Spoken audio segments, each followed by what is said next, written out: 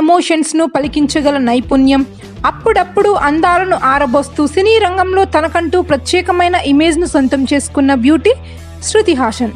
పేరుకు కమల్ హాసన్ కూతురే అయినా తనకంటూ సొంత గుర్తింపును దక్కించుకున్న ఈ భామ తక్కువ సమయంలోనే స్టార్డమ్ను అందుకుంది. అప్పటి నుంచి ఏమాత్రం వెనుదిరిగి చూడకుండా దూసుకుపోతుంది. మధ్యలో కొంత గ్యాప్ తీసుకున్నా ఇప్పుడు శృతి మరింతగా పుంజుకుంది.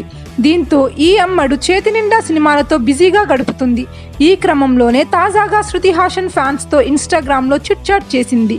ఇందులో ఓ నెటిజన్ ఆమెను ఒక వింత ప్రశ్న అడిగాడు. ఆ సంగతులేంటో ఇప్పుడు చూద్దాం పదండి.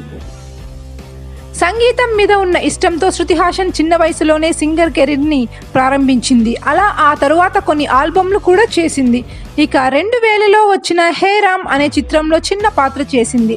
అనంతరం లక్ అనే హిందీ సినిమాలో కీలకమైన పాత్రను చేసింది. ఇక